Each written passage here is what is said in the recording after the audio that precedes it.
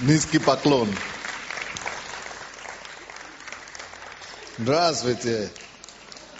Слава Богу, потеплело в зале. Теперь можно более спокойно. Наверное, Бог отвечает на ваши молитвы. Кто-то, наверное, молится. Господь, именем Иисуса, благодарим Тебя за сегодняшний день. Просим, чтобы Ты, Господь, служил нам сегодня, чтобы Твоим дуновением, чтобы Ты подышал над нами. Именем Иисуса, прикоснись к каждому в этом зале. Служи каждому, проговори каждому. И дай, чтобы Твое Слово стало оружием истины и освобождения и крепости для всех нас сегодня. Во имя Иисуса Христа. И весь народ Божий скажет Аминь. Евангелие, книга Осия. Давайте откроем книгу Осия. Осия, 2 глава.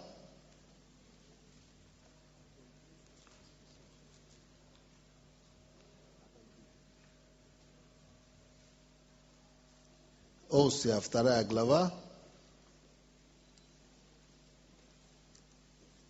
14 по 23 стих. Есть ли там Библия, микрофон у кого-то? Нет, тогда сам прочту, пока побежите. 14 стиха.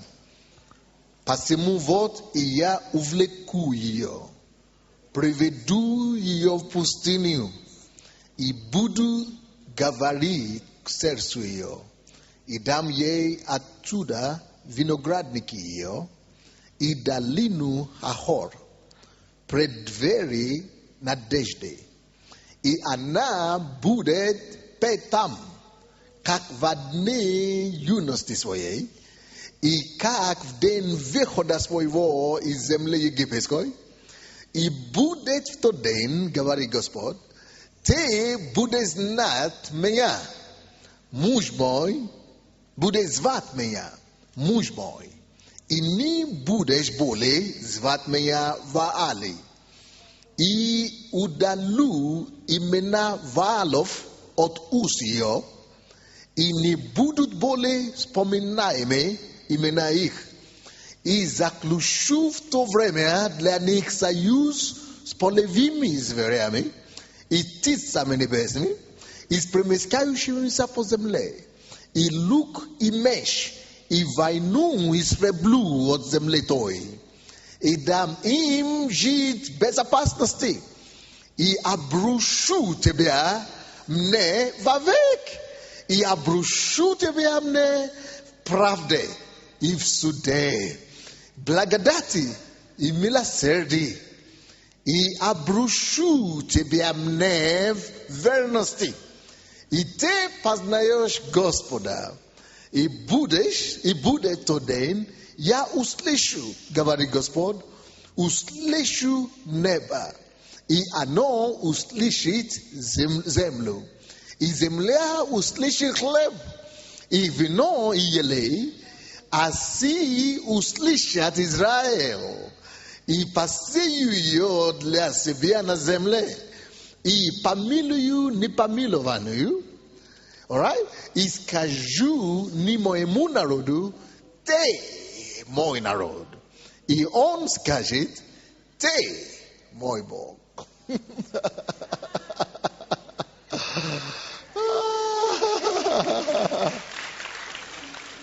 Аллилуйя. Очень серьезное место Писания. Это только для имеющих ухо. Слава Богу, что вовремя они принесли микрофон, потому что, по-моему, я лучше читаю по-русски, чем все мои. Я с помазанием читаю, а они по-русски читают.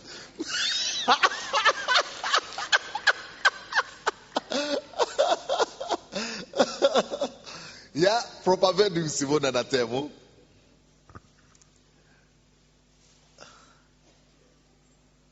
восстановление через пустыни переживания или через пустыню.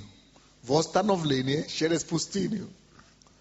Восстановление через пустыню. Inogda, друзья мои, пустыня может послужить нам огромным благословением. Иногда пустынное время – это знак Божьей милости. Это знак Божьего благоволения, друзья мои. Бог мне дал это слово, и я думал, что в воскресенье надо его считать. Но почему-то мне получается именно сегодня его считать. Я думаю, Боже мой, мало людей будет сегодня. Но я понял, что это, наверное, Бог, кого хочет, благословит, кому Бог хочет проговорить, того и привлечет к себе именно по четвергам. Так, вся эта книга вообще Осия, да, кто из вас читал, ты обнаружишь, что вся эта книга, речь идет об отношении Бога с его народом и о неверности своей невесты или своего народа. То есть Осия был как пророк Бога, который был использован как иллюстрация, демонстрация неверности Израиля к Богу. И в основном, какие бывают наши отношения, наша зачастую неверность в отношении к Богу, Отцу. То есть и эта неверность у нас тоже время от времени проявляется. Мы где-то мы сдаемся, мы где-то сдаемся, или где-то мы не бываем тверды, где нужно быть твердым, или достаточно верны, где нужно быть верны. И Бог в этой главе говорит, и в этой книге вообще говорит нам о том, как Бог себя чувствует, когда мы подводим Его. Как Бог себя чувствует к нам, и как Он нас видит, когда мы зачастую не так себя ведем в отношении к Богу. Вы знаете, мы сами себя видим. Иногда мы сами, даже сами огорчаемся от своих же поступок, когда мы говорим: о Боже мой, как я мог так себя вести, как я мог это сделать. То есть у нас все есть такие моменты неверности в отношении к Богу. Поэтому книга Осия, хотя там речь идет о проституции, о неверности жены, блуда и так далее. Но вот такие блуда, это вообще прообраз нашего повседневного отношения неверности к Богу. И Бог это понимает. Бог понимает, что иногда у нас не всегда так получается, как Он бы хотел, тем более как мы бы хотели, тем более как Он бы хотел. И Бог видит эту ситуацию. И несмотря на отступничество этого человека здесь, да, церкви, этой невесты, этой жены, Бог дает нам другую картину, что этот человек отступает. Да? Этот человек неправильно себя вел, этот человек пошел с другим мужчиной. Несмотря на это, Бог все еще заинтересован в своей невесте. Невеста бывает неверной, невеста бывает гулящая, или жена вообще бывает такое, что левая, то есть гуляет и изменяет. Тут этот человек изменил, эта женщина изменила мужу и Богу. То есть невеста изменила, жена изменила Бога здесь. И несмотря на все эти измены, на все эти неверности, Бог видит слабости человеческой плоти. Бог видит, что это слабость ее. Это, она сама мучится, она сама страдает, она сама страдает от этого, она сама хочет лучше, но не может, потому что сила греха преодолевает ее. И так Бог на нас смотрит порой, друзья мои. И несмотря на все эти неверия, Бог говорит эти слова, которые я читал, моментами. Бог влечет, Бог все равно дает возможность, Бог создает условия и так далее. Хотя в этой же главе, в этой же книге, мы видим еще, что это самое большое для Бога. Почему именно целая глава о неверности жены к мужу написана? Целая глава, не целая глава, целая книга. Потому что для Бога это самая серьезная проблема. Но на самом деле урок, который Господь хочет и хотел преподнести нам, не урок блуда, физического блуда. Тут урок именно о идолопоклонстве. То есть идолопоклонство Израиля. Что Израиль вместо того, чтобы поклонилась и служила только одному Господину, да? Что Израиль изменяет своему господина, своего мужа на Ваалов. Вы помните, да? Эти все на чужие какие-то идолы. То есть Бог это сравнивает с идолопоклонством, с этим прелюбодеянием и блудом. Бог это сравнивает с блудом. И это, короче, говорит нам о чем? О том, что самый большой грех для Бога это идолопоклонство. Самый серьезный грех в Библии это когда мы изменяем или торгуем, да, изменяем Бога на что-то второстепенное. Это когда мы подменяем настоящего Бога на какую-то подделка, идол, который имеет глаза, которые не видящие, имеют уши, которые не слышат. Изображение человеческое, или какое-то резня человеческая, или как там. Да. Образ всего лишь. Когда есть живой Бог. Поэтому для Бога это самый большой грех. То есть, запомните это. Урок Оси заключается в том, что ты можешь закрыть, какой грех хочешь, но не думай приступить или совершить грех измены Бога или подмены Бога на что-то другое. Что это значит, подмены Бога? Нельзя допустить грех, чтобы что-то стало на первое место или вещи в твоей жизни, чем Творца, чем Спасителя, чем Христа. Вот, что угодно делай, да? Но не допусти, только не допусти это, только это нельзя допустить, чтобы где-то тайно или косвенно, или непосредственно, чтобы никак даже не появилось у тебя даже опасность, чтобы не было того, что ты будешь чего-то любить или больше ценить, чем он. Вот это самый страшный грех.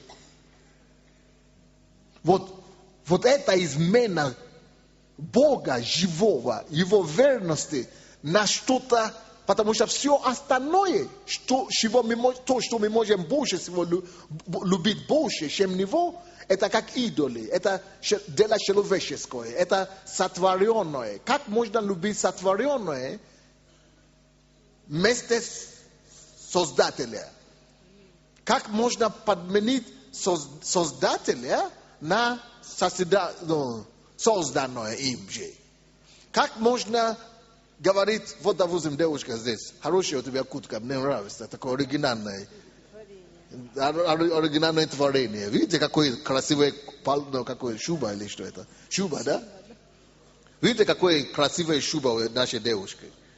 Прямо гладит очень, да? Не, куда я пошла? Я еще не сказал.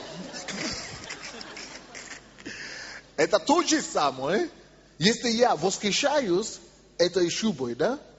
И кто-то тут же подойдет и скажет, вот это хозяин, вот человек, кто его сделал, да? Кто-то мне скажет, вот хозяин, вот кто придумал, вот такой стиль, вот такой, комбинации, вот она сделала все это, дизайн, вот она пошила, она все сделала. И в это время я скажу, что она?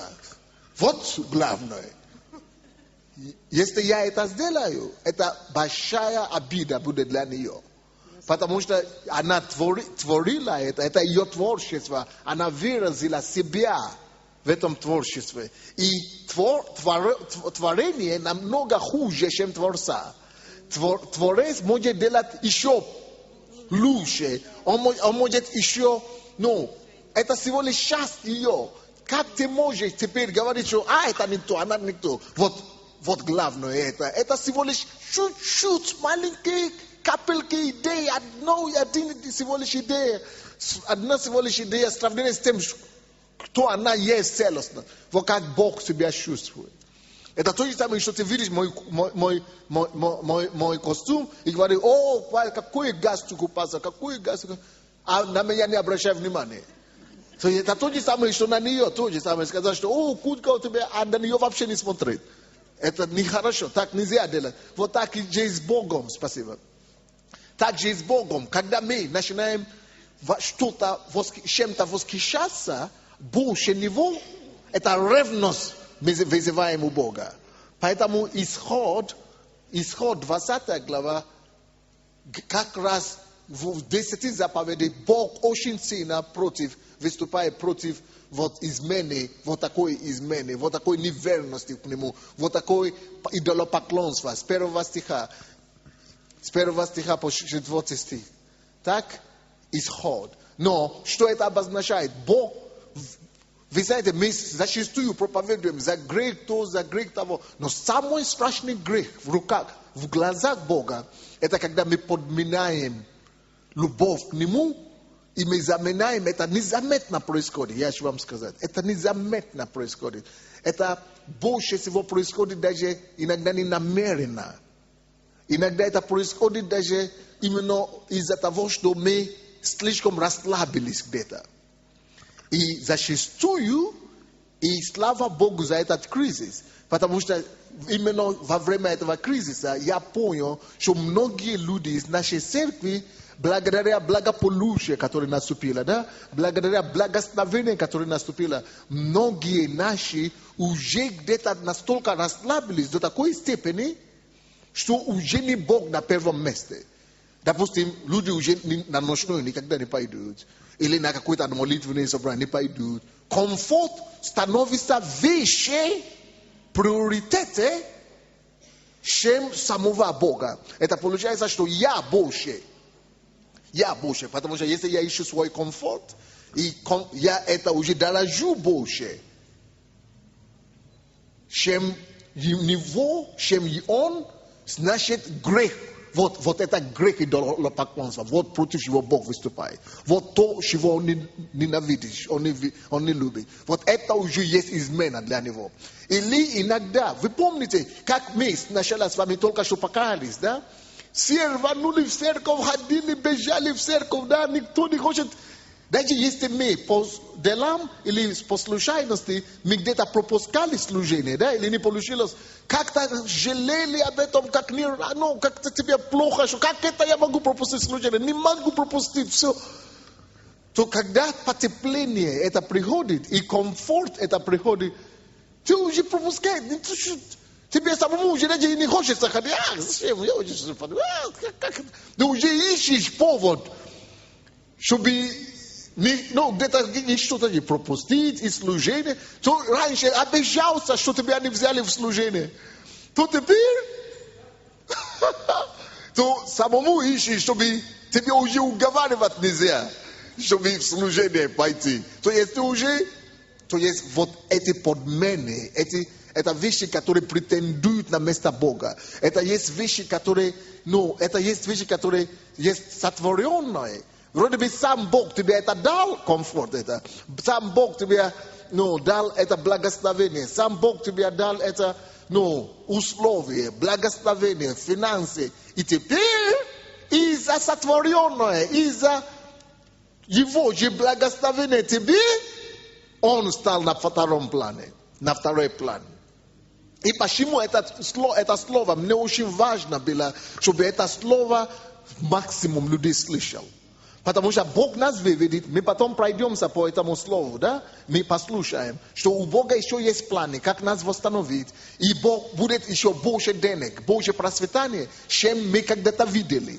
Каждому из нас. Но чтобы ошибка эта уже не была допущена, чтобы уже мы отрезали возможности дьяволу нас обмануть или вести куда-то, Бог должен допустить эту ситуацию сейчас, чтобы уже спасти нас на будущее. Вы понимаете, что я говорю, да? Здравствуйте. Исход 20, читайте нам. «Изрек Бог все слова сии, говоря: Я Господь Бог твой, который вывел тебя из земли египетской, из дома рабства. Да не будет у тебя других богов пред лицом моим». Вот Божья забота. А мы-то это не делаем сознательно. Да не будет у тебя других богов. Мы-то никто это сознательно не делает. Только где-то в Африке, где-то язычники тогда из-за незнания. А те, которые ходят в церковь, мы же никогда не думаем. Если уже дошли мы до такого, что я говорил людям нарисовать что-то у себя на машине, да? Не, мои же члены ни в какую.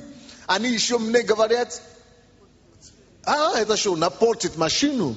Это же как потом продашь машину? Это же кто-то придет и царапина же сделает машину. И теперь эти машины у них уже все собирают, все, уже собрали все. Потому что я говорю, если ты твоей машиной, квартирой и все не будешь и не хочешь прославлять Господа, значит будешь потом ходить пешком. Бог тебя от него избавит. Видите, как, если люди уже до этого дошли, машина, ой, а зачем, не солидно, не престижно, как это я так выйду с машины? Значит, твой престиж, твой комфорт, твоя машина уже дороже того, кто тебе отдал это все. Еще раз читайте. Изрек Бог все слова сии, говоря: «Я Господь Бог твой, который вывел тебя из земли египетской, из дома рабства. Да не будет у тебя других богов». Да не будет. Это значит, что на каждый день нам с вами надо прилагать столько усилий, чтобы Он был самым главным каждый день. Каждое наше действие, каждое наше решение должно быть сделано с осознанием того, что выше тебя нет, Господь. Лучше тебя нет, Господь. Ты все для меня, Господь. Ты на первом месте. Ничего с тобой не сравняется. Ты вообще намного дольше все. Ты выше всего. Ты вообще ближе вообще тебе не приходит. Потому что вот это то, что вызывает больше гнев Божий, больше всего остального. Вот любовь к Богу должна быть бесконкурентна, сравненно. Она должна быть абсолютное посвящение Ему одному. Некоторые, они ставят вещи, не то, что не комфорт, или деньги, или машины, а семью, или квартира, или богатство, или мужа, или детей. Все, ты изменил Богу, ты позорил Бога, потому что тот же Бог, который тебе это все дал, теперь на втором месте,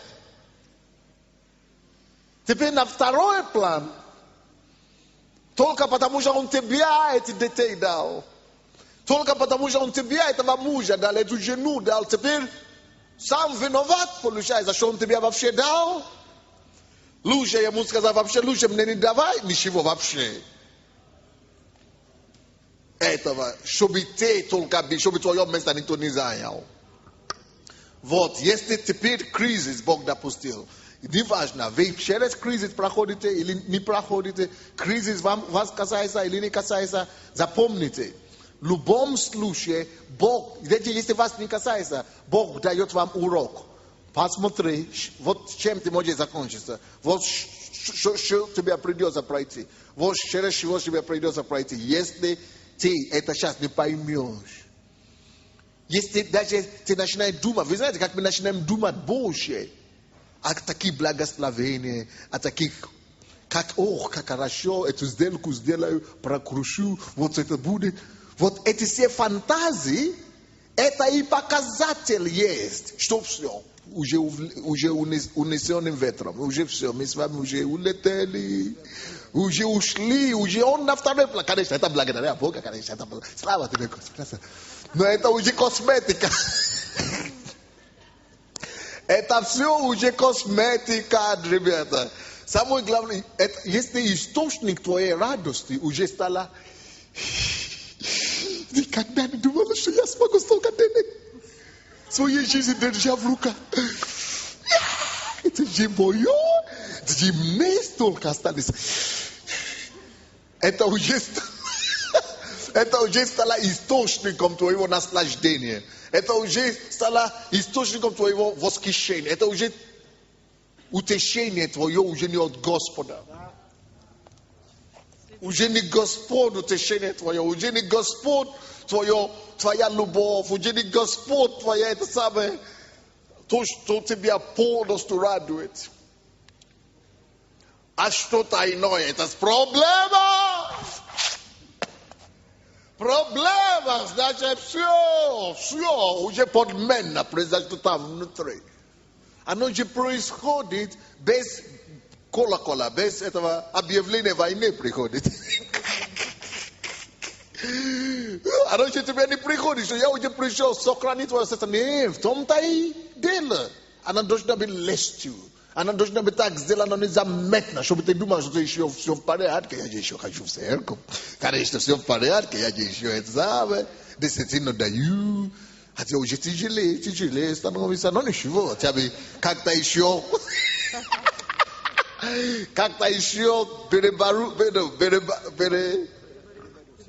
перебарываю это дело как-то.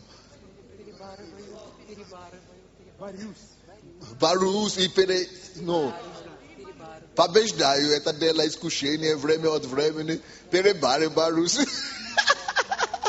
Но уже. Вот. Это уже последствия, я вам скажу.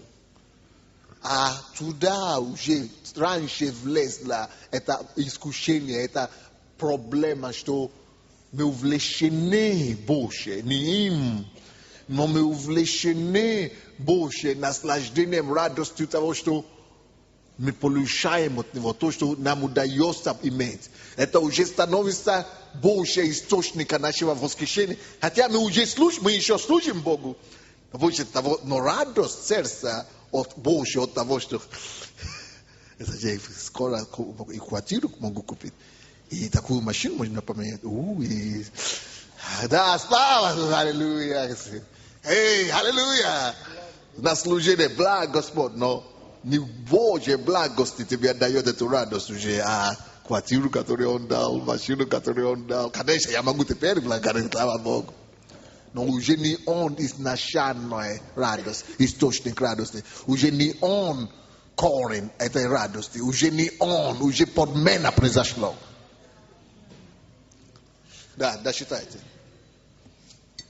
Не делай себе кумира и никакого изображения того, что на небе вверху, и что на земле внизу, и что в воде ниже земли. Не поклоняйся им и не служи им, ибо я, Господь Бог твой, Бог-ревнитель, наказывающий детей за вину отцов до 3-го и 4-го рода, ненавидящих меня, и творящим милость до 1000 родов, любящим меня и соблюдающим заповеди мои. Да, видите, Бог этого больше всего ненавидит. Он не может это стоять, но он не может это терпеть. Что мы что-то начинаем любить больше него. Особенно с детьми, женщины, девушки, обращайте внимание, особенно с семьей. И что сейчас, к чему это приводит? Как то любая вещь, что мы больше всего любим, что мы любим больше него, рано или поздно мы это будем терять.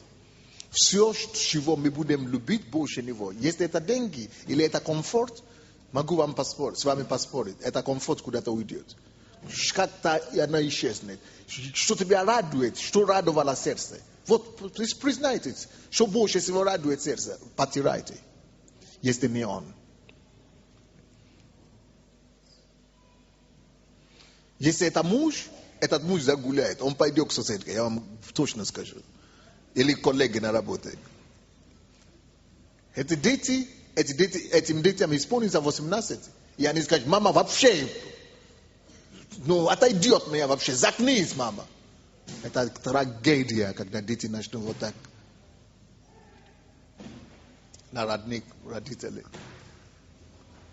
И дети, которые вроде бы раньше клянились вам, что любви, что только мама, только папа, ты единственный, это самое. Потом ты видишь, что они из твоих рук выползают. Они исчезают куда-то, как-то не узнает их уже. Потому что выше него нельзя ничего ставить. Он не виноват, что он тебя благословил этими всеми вещами. И не сделай эти вещи жертвой. Потому что мы не могли себя контролировать, дисциплинировать и держать в руках. Хотя мы можем говорить, я тебя люблю, но сердце, Бог смотрит в сердце, что на первом месте.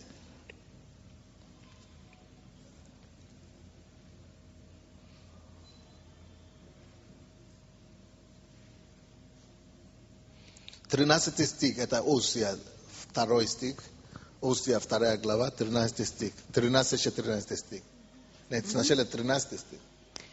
«И накажу ее за дни служения Ваалам, когда она кадила им, и, украсив себя серьгами и ожерельями, ходила за любовниками своими. Видите, что увлекает. Так. А меня забывала, говорит Господь. Посему вот Как и я...» это часто с нами бывает. Увлекаемся какими-то серьгами, какими-то самыми благословениями и так далее, а его забываем. Но, посмотрите, какой Бог чудный. В 14 стихе говорит. Посему вот и я увлеку ее. Посмотрите, какое слово Бог использует. Она забила меня, так? Она радуется сейчас Ваалом, серьгами, все, благословениями. Веселая. Еще ходит в церковь, еще танцует, еще поет, еще. Но уже сердце далеко. Бог все это видит. И Бог говорит, забила меня. А она же, как это забила? Я каждое воскресенье на служение, каждый четверг. До 2 часов на ночник бывает. А он говорит, уже забил меня. Как это забил? Слушайте, Бог сейчас исцеляет какую-то женщину, женскую болезнь, потому что сейчас, видите, слово приходит к вам, слово облегчает, какое-то покаяние происходит. Человек, смиряется por слово, да? Бог облегчает, и тут же исцеление происходит. И тут Бог говорит, да, забил меня, но я-то люблю этого человека. Слушайте, когда Бог любит, Он говорит, я накажу. Но посмотрите, как Он наказывает, не как человек наказывает. Иногда зачастую человек говорит, ага, ты меня предала, ты меня это самое изменила. Все, я с тобой больше не кажу. Бог по-другому. Если Он любит, Он говорит, накажу. Но наказание Бога всегда для приобретения. Напишите это или запомните это. Божье наказание всегда с целью приобретения. Божье наказание, Божьи поправки всегда для приобретения.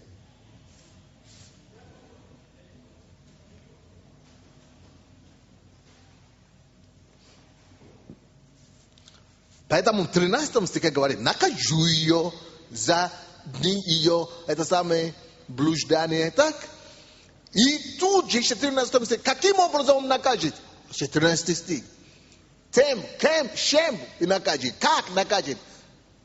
Посему вот я увлеку ее. Увлеку. Это наказание.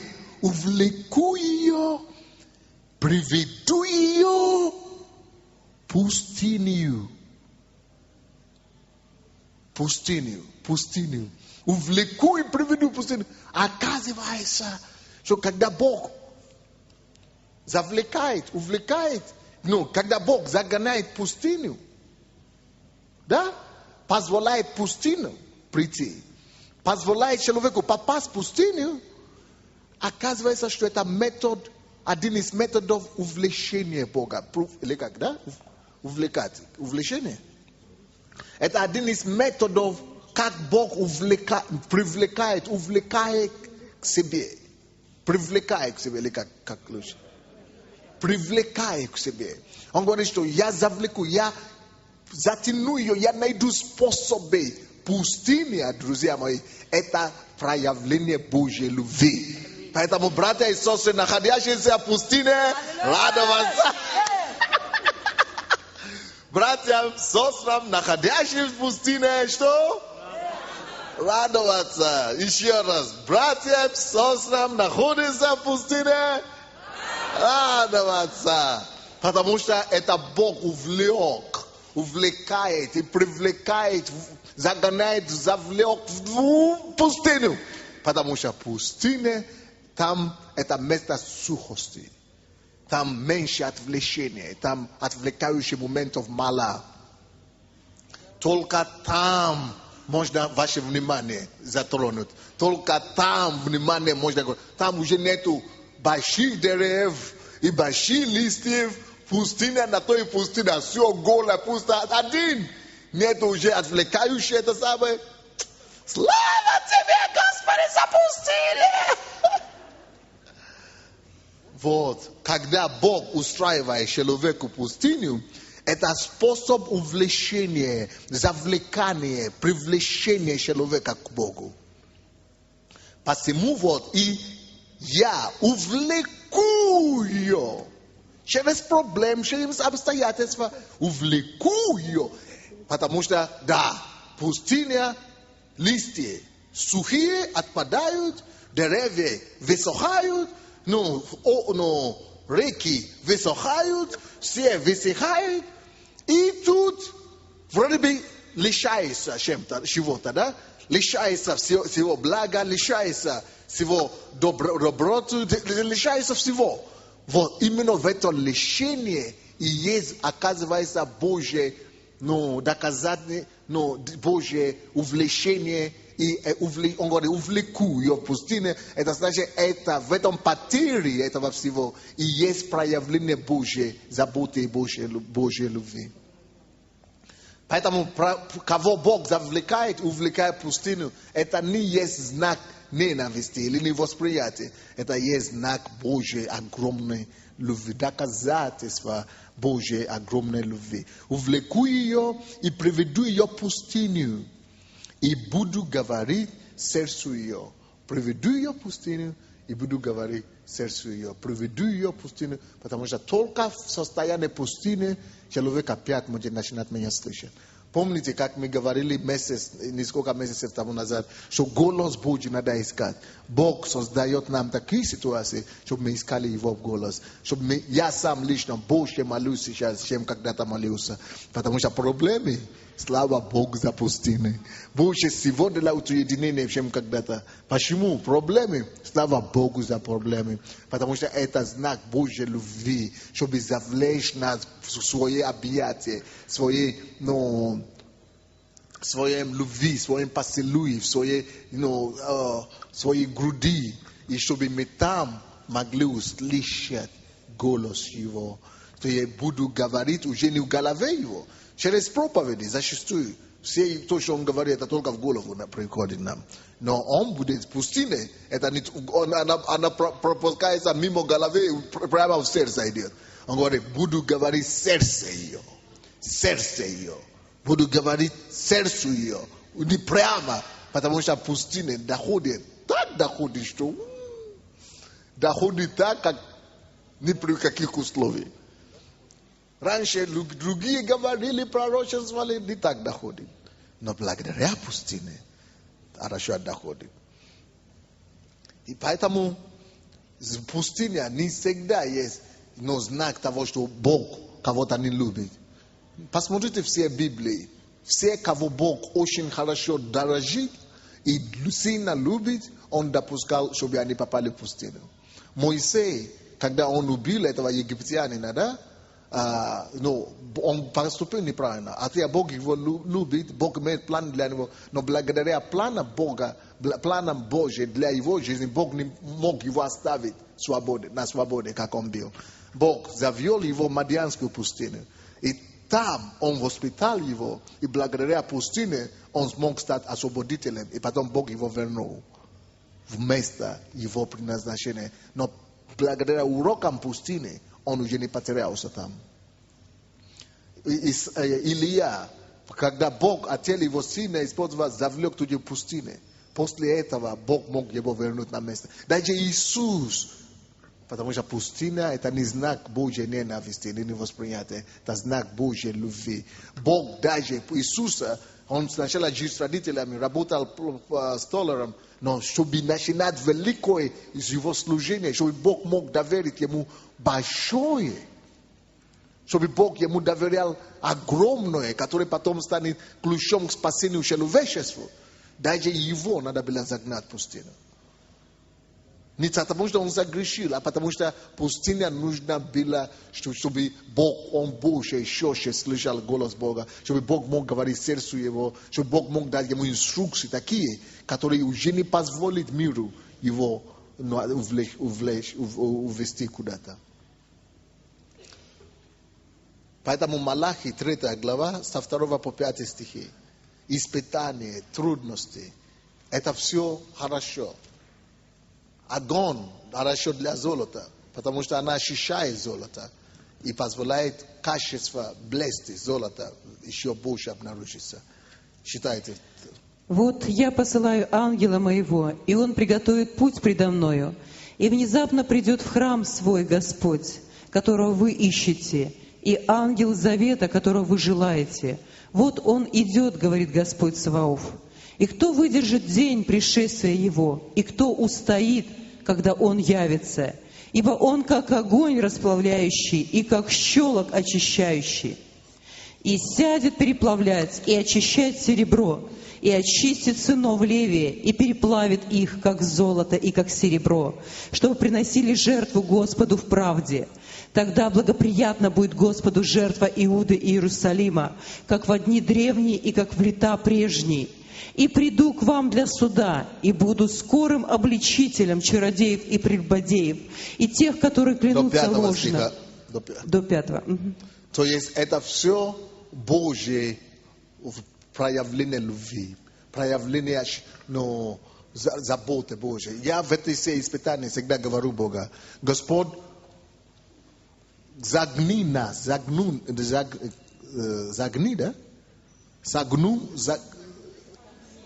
согни нас, доколе до нас не дойдет все уроки, что ты хочешь нам преподнести. Господь, измени нас, круши нас так, чтобы мы стали такой твой образ, который ты хочешь нас видеть. Господь, пускай эта проблема не решится до конца и не остановится, пока мы не найдем тебя так, как никогда. Поэтому дай на эту ситуацию усилиться, чтобы мы тебя еще больше усиленно искали. Более усиленно тебя еще искали. Более усиленно еще молились тебя. Более усиленно, Господь, еще жертвовали. Более усиленно еще постились. Более усиленно еще молились. Более усиленно, Господь. Пускай жара это будет еще жарче нам, чтобы это золото могло выйти более сияющее. Потому что человек духовный понимает, что это все хорошо для конечного итога, и для того, что Бог хочет доверить потом. Для того, чтобы Бог мог доверить Иисусу, этому служению ему надо было загнать в пустыню. Для того, чтобы доверить Моисею, надо было его завлечь в пустыню. Чтобы остальным помазанникам дать это служение, доверить служение, надо обязательно какие-то трудности позволить в их жизни. И слава Богу за доверие Божие и за любовь Его великую, которая позволяет нам это пройти. Осия 2, 15, 16. И дам ей, 15 стих. И дам ей оттуда виноградники ее. Видите, оттуда, откуда? Пустыни. Именно в пустыне я начну давать ей виноградник. Именно во время пустыни, ребята, братья и сестры, кто проходит или находится в пустыне сейчас, именно в этот момент, именно в состоянии пустыни начинаются ваши виноградники. У вас Бог начнет вам открывать новые источники. Бог начнет вам давать новые возможности, именно пока вы еще находились в пустыне. Именно оттуда начнется. Пока вы еще в пустыне, начинается ваш прорыв. Поэтому во время пустыни не сложите руки.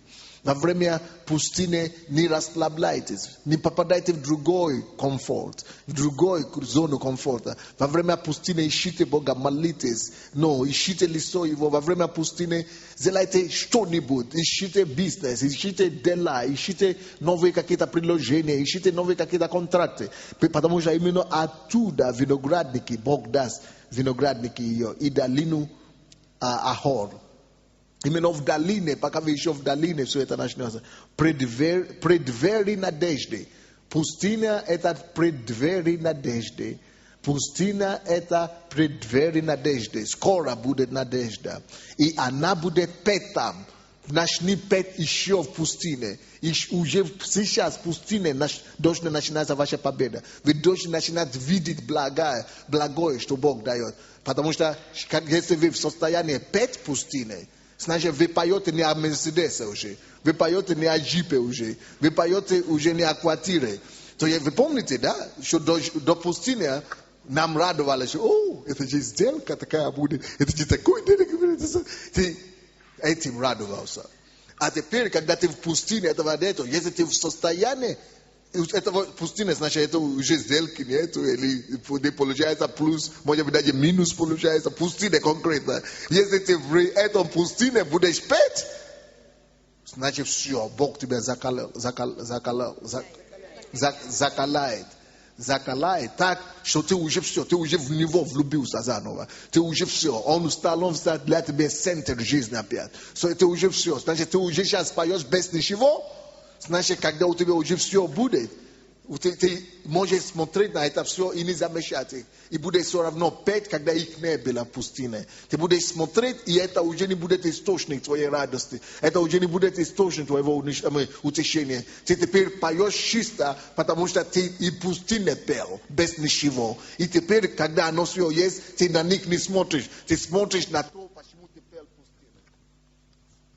Ты смотришь и видишь невидимое, которое тебе позволяло петь в пустыне. Ты смотришь и видишь его лицо, его любовь, которую ты видела в пустыне, когда ничего этого не было. Вот это, когда способность видеть невидимое в пустыне. И сейчас, когда все уже есть видимое, когда все уже отвлекает тебя, ты уже их не видишь. Ты уже, потому что в пустыне их не было, ты их не видел. И теперь ты привык их не видеть. Ты поставил Бога, ограждение между тобой и этими благословениями, которые ты раньше смотрел, на самом деле ты радовался ими, а ты думаешь, я Богом радуюсь. Нет, ты ими радовался, этими благословениями. Поэтому надо было ему тебя завлекать в пустыню.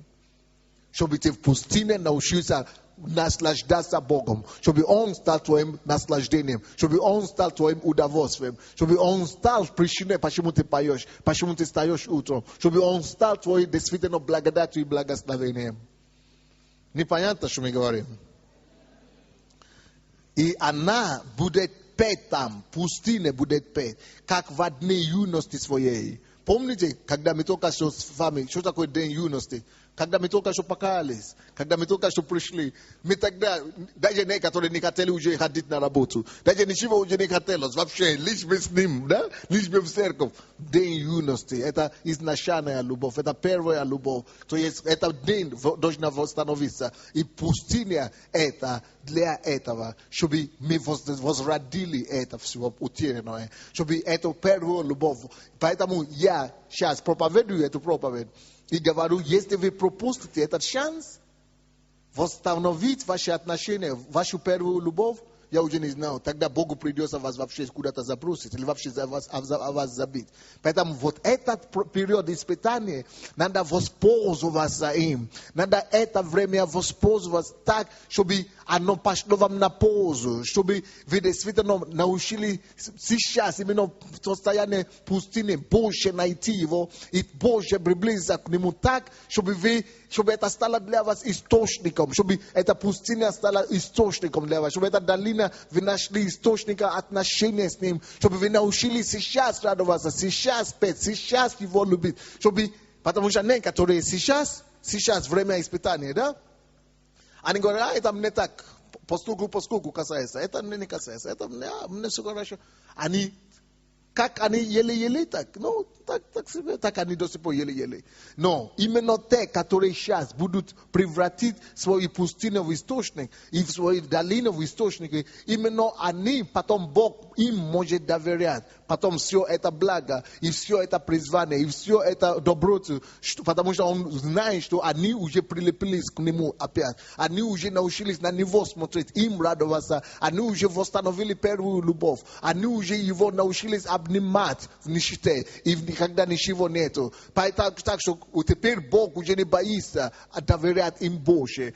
Потому что он знает, что когда уже будет чего-то, они уже эти не будут отвлечены, они будут прилеплены к нему. Поэтому вот это время пустыни, воспользуйтесь, это правильно. Что если вам говорят молиться, если вам говорят искать Бога, если вам говорят сейчас, поститесь или встретитесь раз в неделю, или каждый день с кем-то, развивайте это, воспользуйтесь этот момент, как, возможность развивать те утеряны у вас практики, те утеряны дисциплину, те утеряны возможности копать колодец. Вы используете это время как время нового дня, новые силы, когда вы сможете духовный колодец новый выгребать, выколоть, и чтобы у вас источники новые образовались. То есть это время мы должны использовать, чтобы больше всего молиться, больше всего искать лицо Божье, больше всего считать слово, больше всего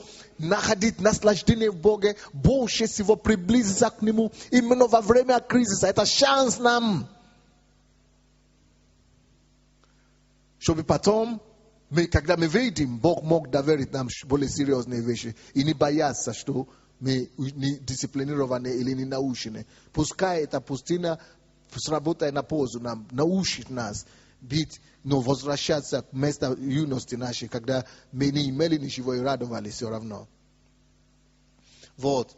Как она будет петь пустыне, как в дни юности своей, и как в день выхода своего из земли египетской. Помните день выхода вашего из земли египетской, когда мы из мира вышли?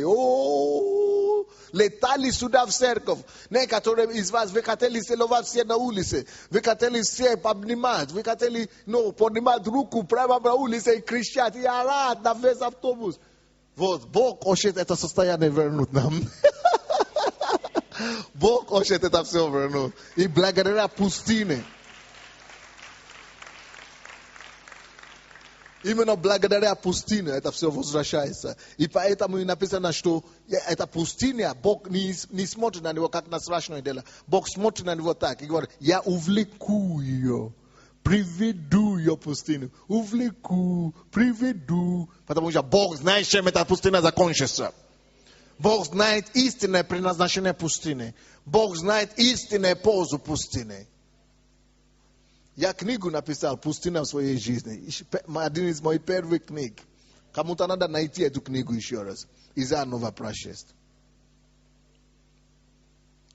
Вот. 16 стих. «И будет тот день, говорит Господь, ты будешь звать меня,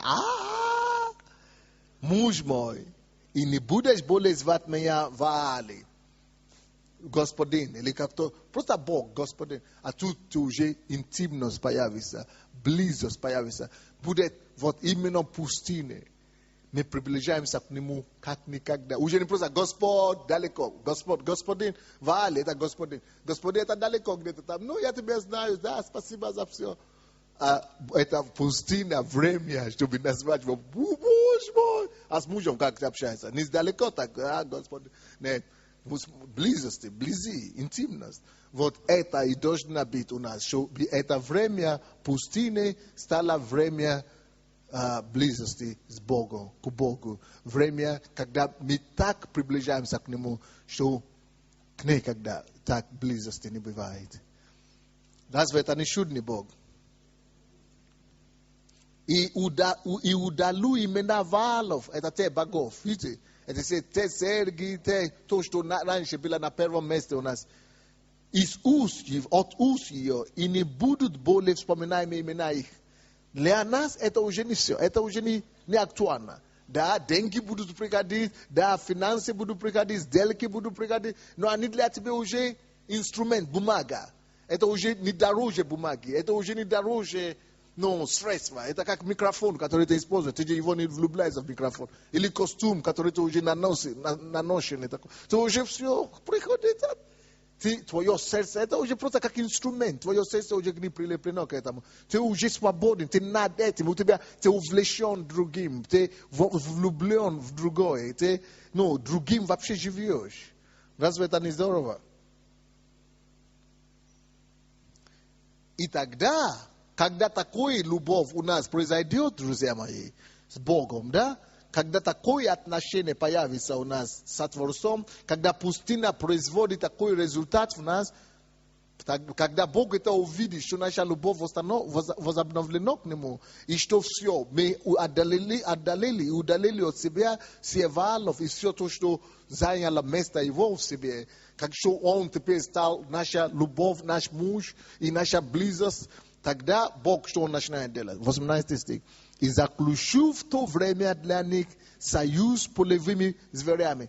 Полевые звери, которые уничтожали раньше нас, да?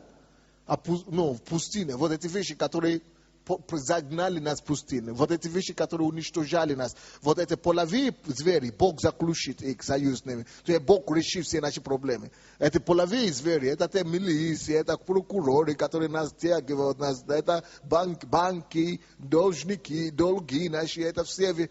Заключу союз. Найду решение. Богу найти решение не проблема. Бог найдет решение, но сначала надо, чтобы Он наше сердце нашел, чтобы наше сердце было прилеплено к Нему. А потом Он своим способом, Он найдет пути, чтобы заключить союз с полевыми зверями. А зверями же нельзя разговаривать, а Бог найдет способ. Звери, все, звери. Когда говорят, что люди звери, это значит все. Нельзя с ними говорить ничего. А вот именно с этими зверями Бог найдет мир. И птицами небесными. Небесные птицы, это то, что улетают. То есть попытайся его ловить. Даже с теми, которые хитрые, которые недостигнуты, которые тебе даже до них перспектив нет, связи нет. Тебе до них не полетишь, не дотянешься до них.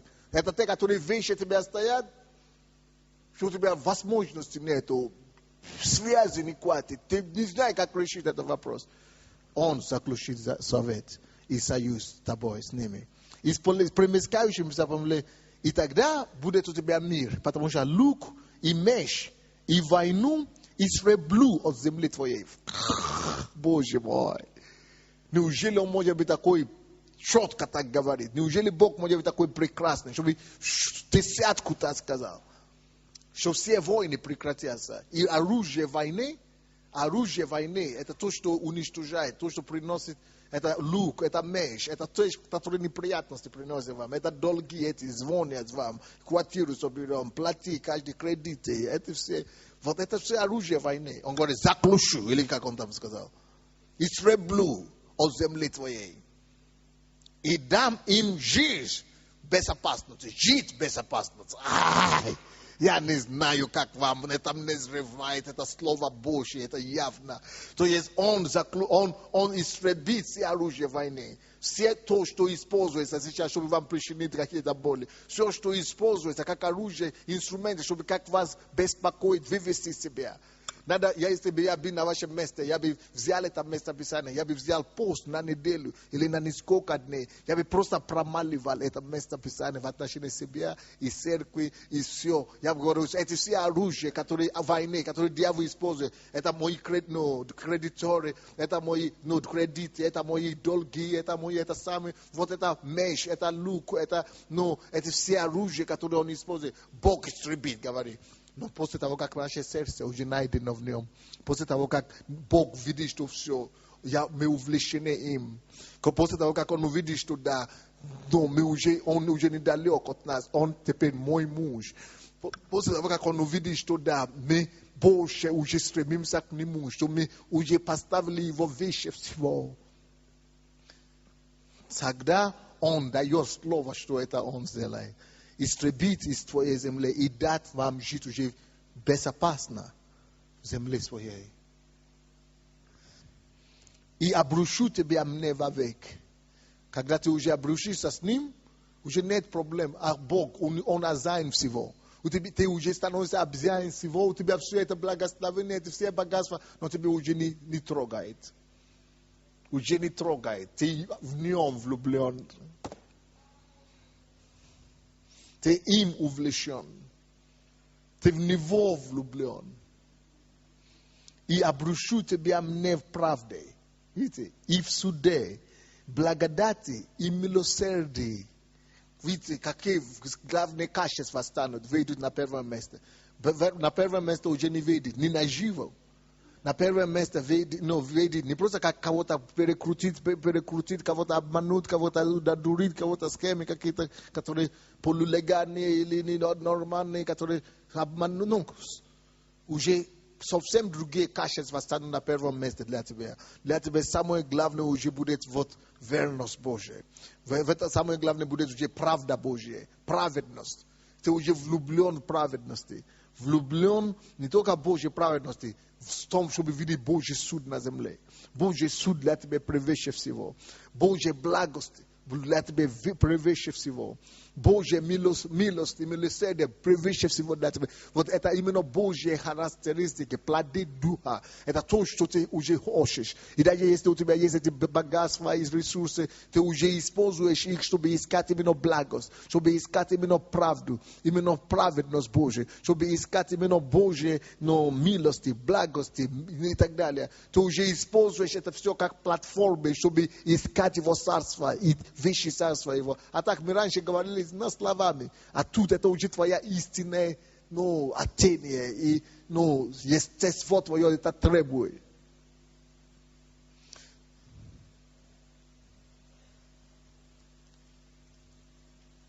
И обрушу тебя мне в вечности, и ты познаешь Господа.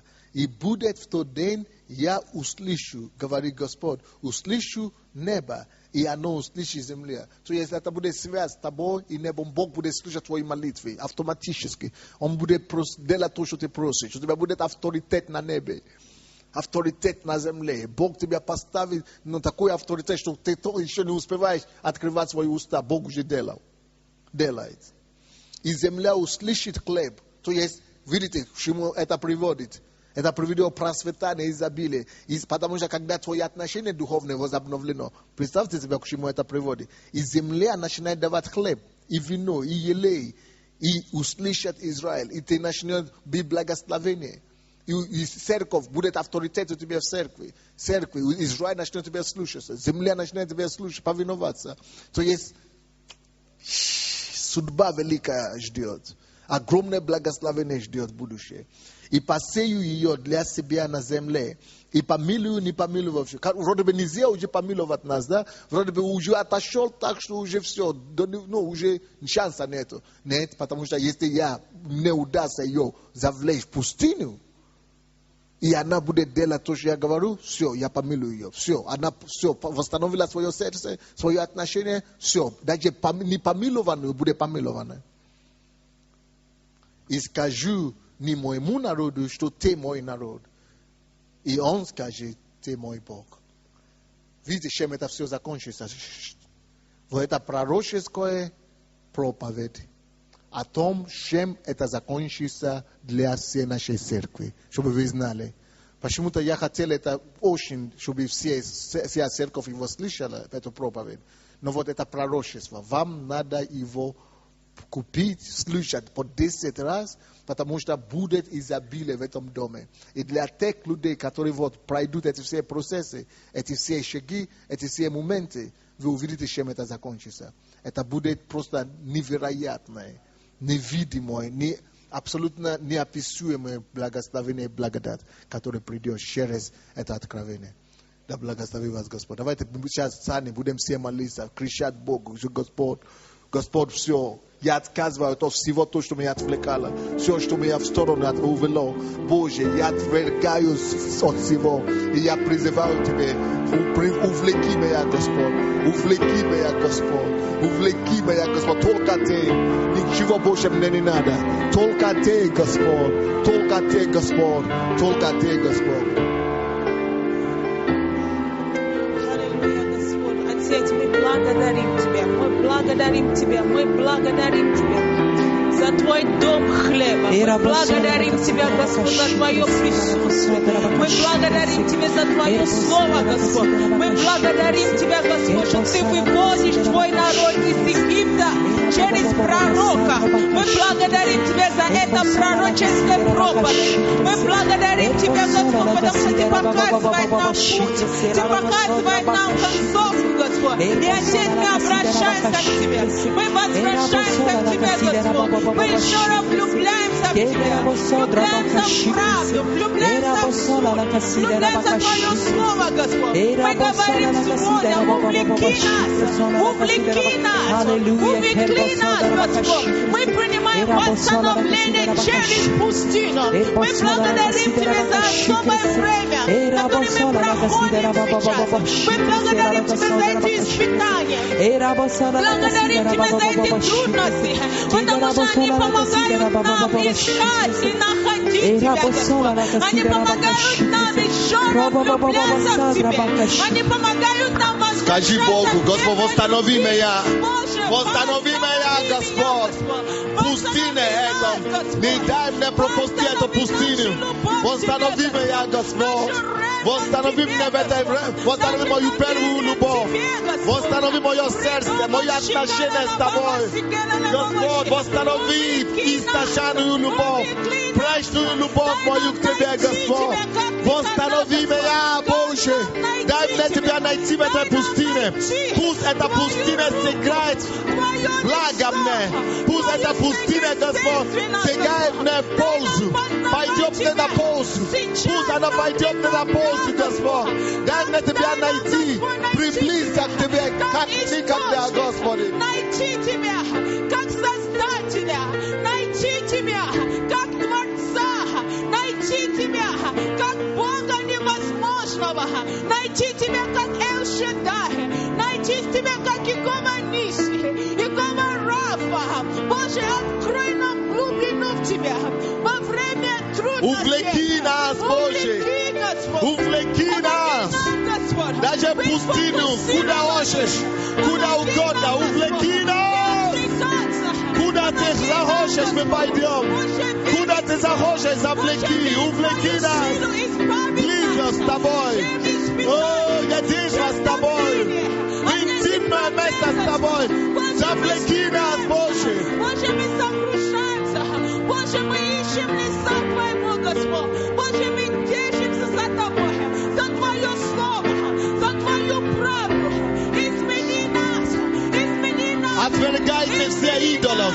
Давайте отвергаем все идолов. Мы говорим нет комфорту. Мы говорим нет идолов, Ваалам. Отказываемся от всех идолов, Господь. Отказываемся от всех идолов.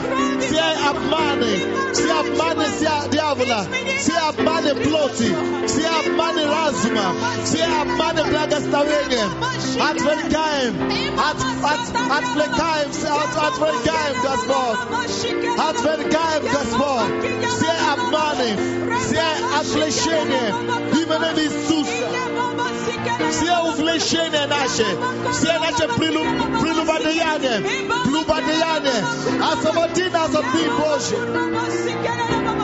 Боже, Ты наш Бог, Боже, Ты наш Бог, да не будет у нас другого Бога. Боже, Ты наш Бог, Ты наш Спаситель, да не будет у нас другого Спасителя. Боже, Ты наш Бог, Ты наш Избавитель, да не будет у нас другого Избавителя.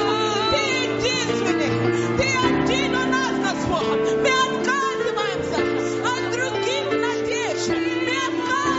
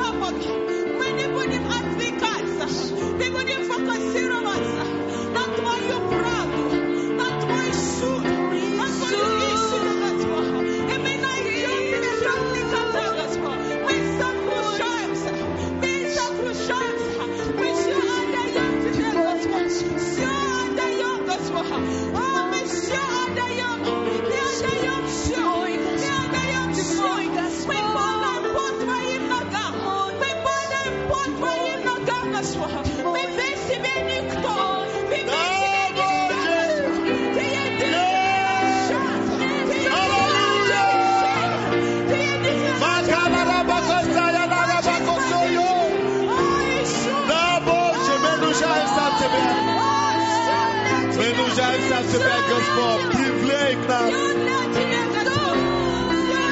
Привлечь нас к Тебе. Привлечь нас к Тебе, Господь. Мы ничего без Тебя. Мы ничего не можем без Тебя. Мы ничего не стоим без Тебя, Господь. Ты наша надежда. Ты наша сила. Ты наша избавитель, Господь. Увлеки нас. Увлеки нас. Увлеки нас. Во время этого пустыни. Дай нам найти Тебя, как никогда, Господь. Дай нам познавать Тебя, как никогда, Господь. Очисти нас, Господь.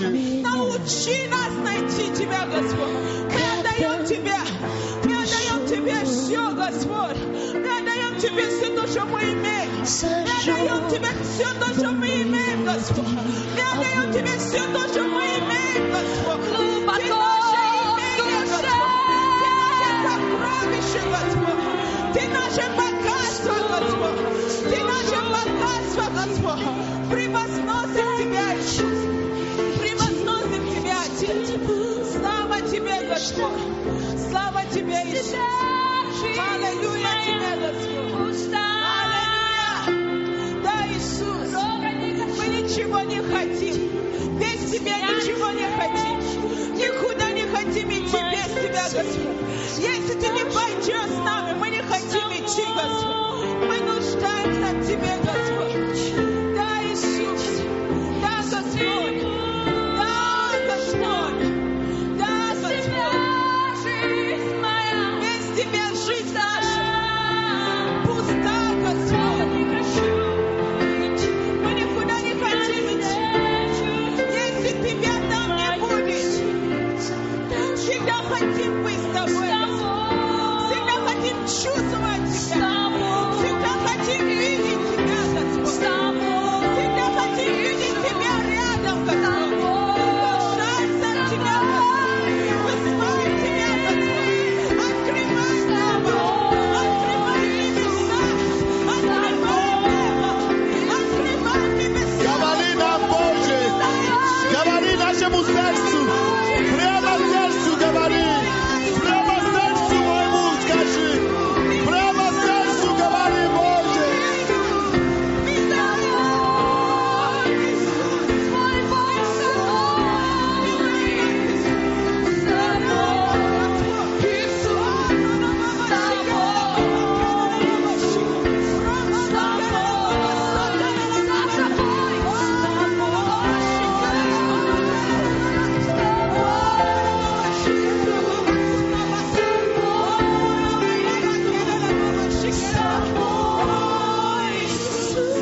Да, Господь.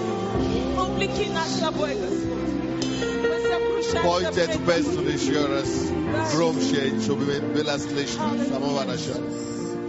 Давайте станем благоговейны перед Богом. Потихонечку мы можем молиться, потихонечку. Обнимите Иисуса, представьте Иисуса перед собой. Возобновите вашу любовь, вашу ревность. Пусть Он закрывает вас.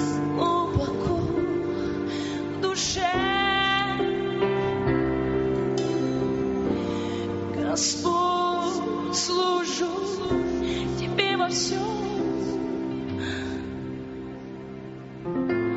Ты изменил меня, Спасибо, что Ты меняешь. когда пришел. Спасибо, что Ты приходишь. Зажег во мне Спасибо, что Ты зажигаешь. огонь Твой огонь у нас сейчас. глубоко в душе. Глубоко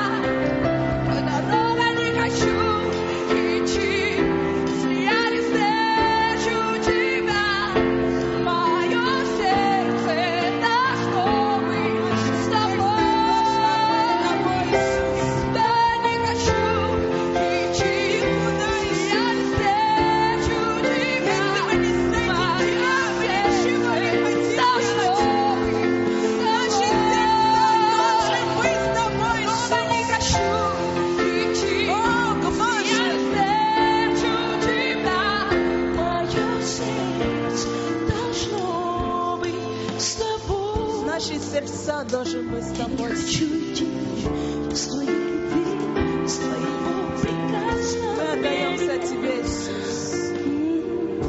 Твоя благодать наполняет меня.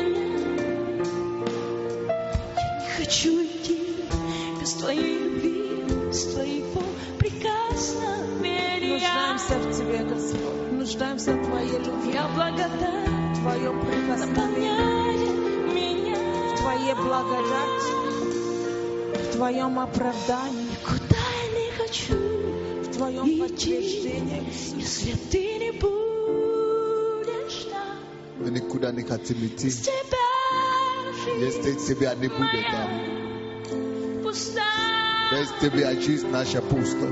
Дорогой не хочу, Ни в какую дорогу не хотим идти, я не встречу. если мы не встретим тебя, Господь. Мое сердце должно с тобой, Наше сердце с тобой, Господь. с тобой, Иисус, с тобой.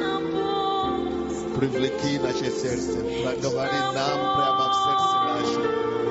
И дай нам приблизиться с тобой и держаться с тобой и любить тебя.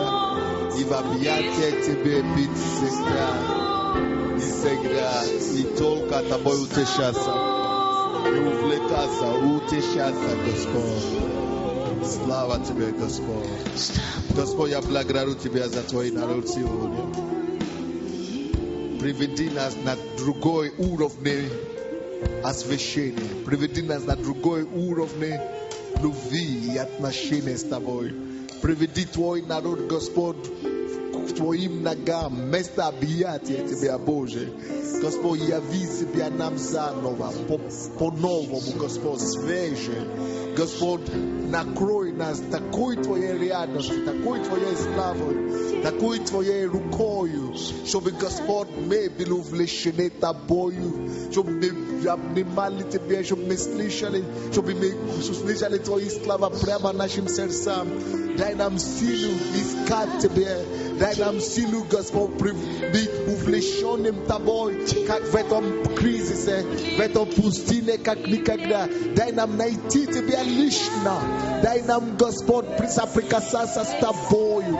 Мы знаем, что в этом пустыне ты восстановишь нас, в этой пустыне ты сам все нам вернешь, в этой пустыне ты найдешь наше доверие, и мы найдем твое доверие, и ты заключишь новый завет с нами. Спасибо тебе, Боже, за это доверие. Спасибо за те, кого ты привлек, чтобы услышать эту проповедь сегодня именно у тебя. Спасибо за это слово. И пусть это слово принесет возвращение, исцеление и восстановление каждой душе, каждой семьи во имя Иисуса Христа. Аминь. Дайте Богу славу. Присядьте, пожалуйста.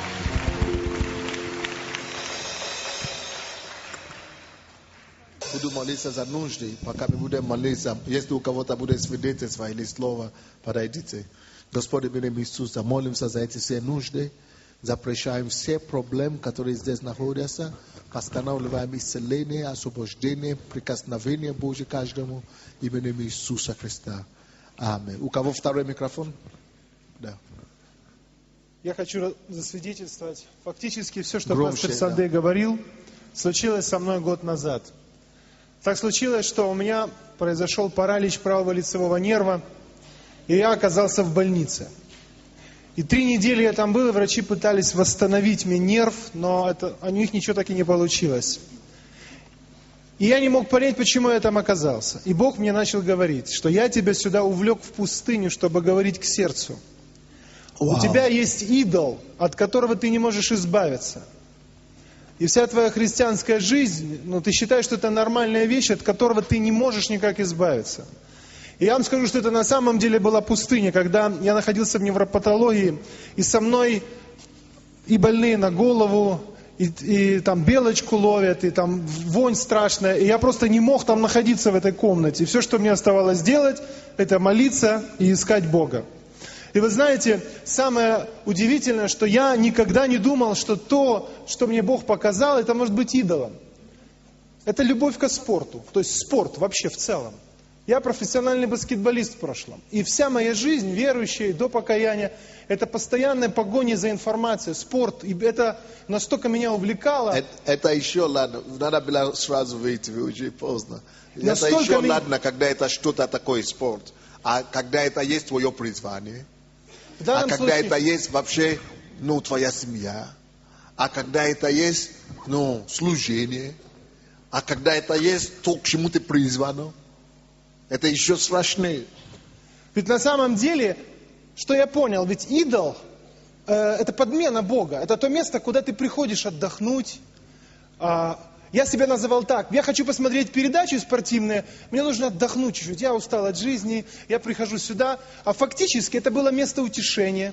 Это я искал там как место покоя. Это место, где я хотел расслабиться. И я просто пропускал через сердце, я кайфовал все моменты. Мне так это просто внутри горело. Я не мог прожить, Интимность вместе с Богом, спортом получается. Да, я все переживал, все эти новости, ходил с этой газетой Всё. всегда. И я понял, что даже такая простая вещь заставила Бога увлечь меня в больницу, чтобы потом разговаривать со мной. Класс. Врачи так и не помогли мне, они меня не исцелили. Только когда я понял и принял решение освободиться от этого, Бог за пару дней полностью исцелил Жив Бог. меня. Пустыня Боже, это... используй это пустыню нам на пользу, Боже, мы Тебя молаем. Да, Господь. Пустыня это то место, где мы можем созидать свой духовный потенциал. И на самом деле все пустыни, которые были в нашей церкви за все эти годы, это было то время, когда Бог особенным образом, Он сплачивал нас, и Он поднимал нас, нашу духовную силу внутреннюю. И все пустыни, которые были в моей жизни, во время того, когда я уже находилась в церкви, они действительно были временем, когда Бог, Он вытаскивал, Он просто укреплял моего внутреннего духовного человека. И то откровение, которое я получила сегодня, когда я слушала проповедь пастора, это то, что действительно пустыня, она иногда кажется нам минусом, но без минуса не бывает плюса. Потому что знак плюс, он именно соединение вот этой пустыни. И мы пишем вертикальную палочку сверху. Это Божье благоволение, которое приходит на минус, на ту пустыню, которая, может быть, сейчас есть в данный момент в твоей жизни. Но Бог никогда не сможет превратить, не сможет дать плюс, пока не будет в основании, может быть, даже проблем. Поэтому всякая проблема в нашей жизни с Его силой и помощью, она обязательно превратится из минуса в плюс. Спасибо, пастор, вам. Будьте благословенны, церковь. Я хочу засвидетельствовать и поблагодарить Бога за эту пустыню, за пост, пастырь, который вы объявили 40-дневный.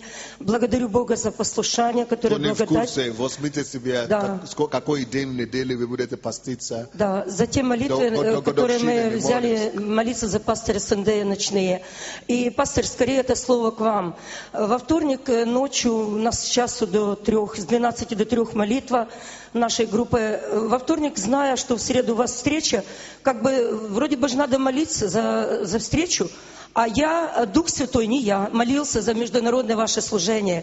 Я видела конгрессы, которые проходят с великими христианами, где вы участвуете, решаете проблемы Украины и Божьего народа. Я видела то, что сегодня вы говорили. Через эту пустыню Бог поднимет церковь, Бог поднимет ваше служение.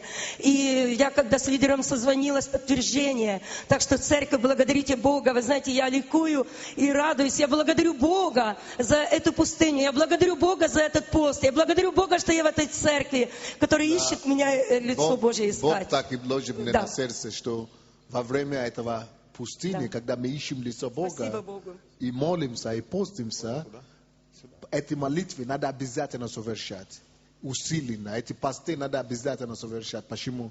Потому что оно породит в духе такие, такие прорывы. Именно сейчас, во время этой пустыни, мы рождаем такие силы, мы рождаем такие благодати, что когда мы уже видим, Бог может им доверять нам в руки. Добрый вечер.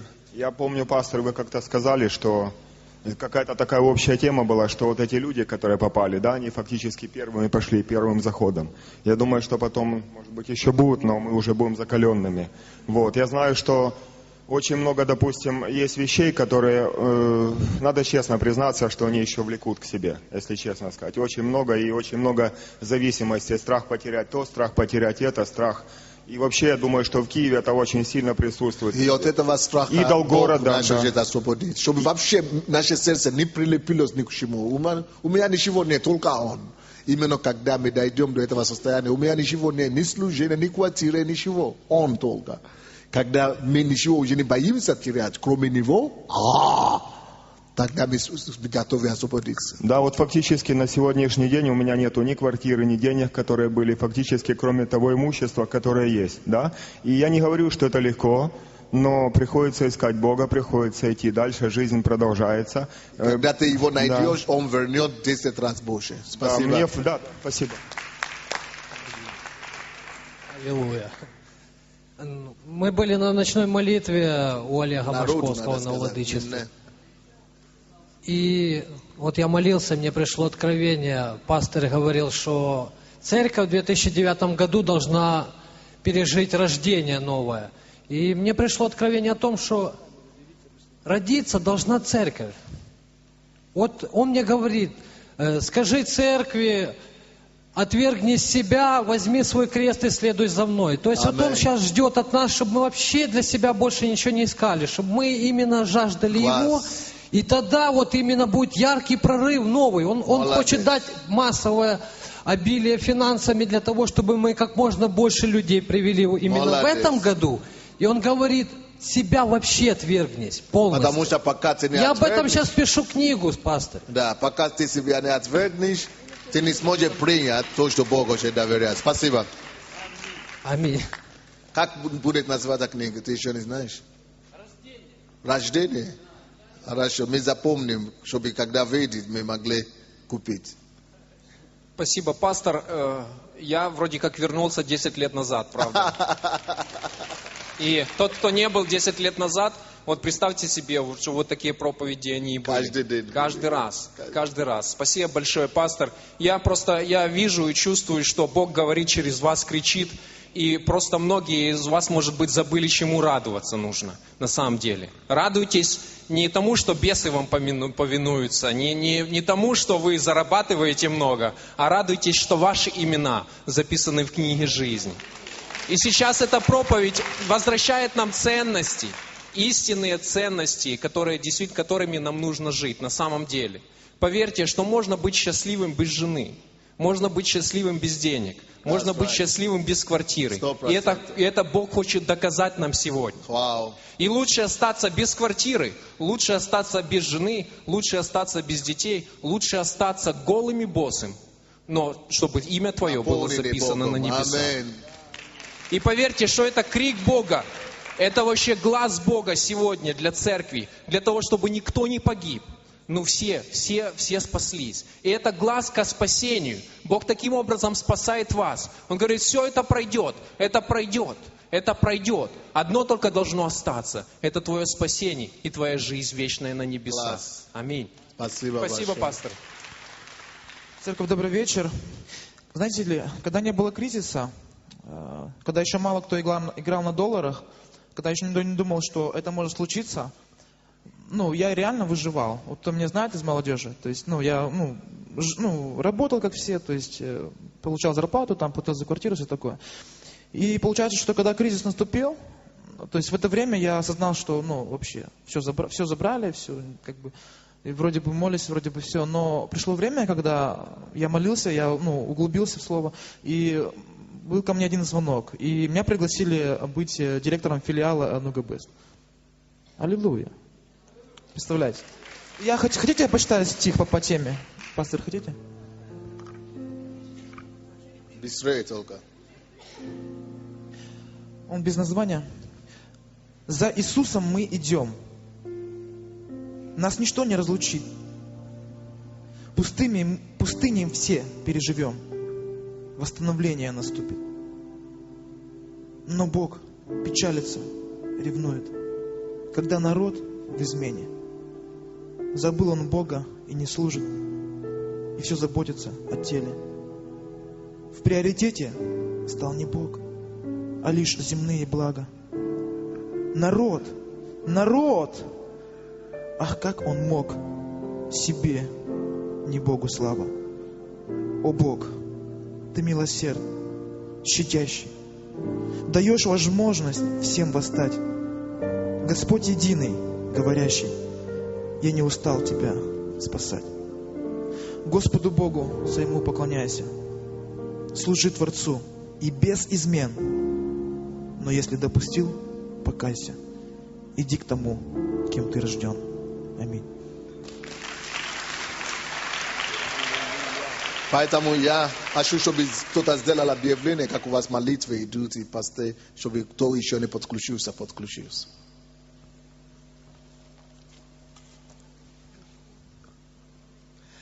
26 января наш день Центральной Церкви, чтобы мы все были здесь на посту и на молитве. А вообще у нас молитвы каждую ночь идут. Каждую ночь с 11 до 6 утра. Пожалуйста, кто еще не подключился, вы можете подключаться. А как подключаться? Пожалуйста, подойдите ко мне или к Валентине Григорьевне. Подойдите ко мне или к Валентине Григорьевне. И также у нас есть цепочка круглосуточная. Также, если вы хотите в этой цепочке участвовать, подойдите к Валентине Борисовне. Валентина Борисовна, встаньте, пожалуйста. Валентине Борисовне, если вы хотите подключиться в течение всего дня или ночью, пожалуйста, к Валентине Борисовне. По домам, да, каждый может себе. Да. Но человек просто должен зарегистрироваться, брать какое-то время, да, час? Да, к Валентине Борисовне, да, зарегистрироваться. Час или 30 минут, или да, сколько? Час или 30 минут, или, может быть, он полдня будет, то есть своих подключить. Я хочу объяснить. У нас вообще до этой ситуации у нас есть круглосуточная молитва в церкви. Мы когда-то записались. Это есть. Но особенно для этой 40-дневный пост, который мы объявляли 6 января лидерам, только лидеры записались, и мы еще молимся на 40 дней круглосуточно. Каждый день до какого числа? 6 до какого?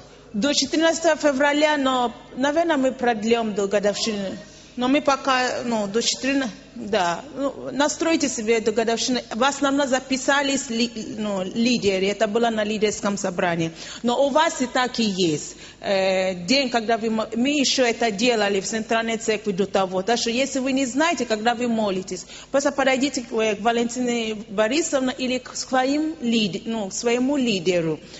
Еще каждый вечер, каждый Божий день, каждый вечер с 11 до 6 есть ночная молитва здесь. Приходите. Прямо в зале? Не в комнатах. Вот. По комнатам? Да. Смотрите, в эти 40-дневные посты в Центральной Церкви выпало 2 дня. 6 января в основном знали лидеры, и мы постились. И следующий наш день это 26 января. Но любой день, вы сами понимаете, любой день, как будет побуждение. Короче, каждый день идет молитва здесь. День, да, вы можете поститься, вы можете молиться. У себя или сюда прийти? Молиться, допустим, кроме ночных молитвы, еще здесь среда с 10 до 5, потом ЕСБУ, потом ночная молитва. Есть цепочка с 24 часов сутки. И кто с вас не записался, вы можете подойти записаться. Вы берете любое время. Вам могут перезвонить и спросить, вы молитесь. Сейчас мы оформляем стенд, на котором будет написано «молитвенный щит», и там будут даже вывешены нужды, чтобы вы знали, за что молиться, как молиться, контактные телефоны молитвенников, если вам нужен совет. И в среду очень серьезное, самое сильное оружие последнего времени – это хвала и поклонение. С 10 утра до 17:00. И также здесь, в зале, хвала и поклонение. Да, каждую до среду. 5, да? До 5. Потом идет ЕСБО из 23 часов до 5 утра по средам. Да, в фехтовальном зале ночная хвала и поклонение. Написано, и только я услышу глас Иуды. Слышите, голос Иуды, земля Иудина, это хвала, станет ужасом для врагов. Получается, только по средам в настоящее время у нас круглосуточная молитва в манеже. Но мы будем работать, чтобы это было каждый день. Пожалуйста, если вы хотите подключаться... Но зато здесь есть ночная молитва каждый день. Да, каждый день и по домам, и индивидуально мы молимся все время. Класс. Господь благословляем Твой народ сегодня. Веди нас, защити нас. И, Господь, используй эту пустыню, чтобы это было время приобретения для всех нас. Во имя Иисуса Христа. И весь народ Божий скажет. С миром Божьим.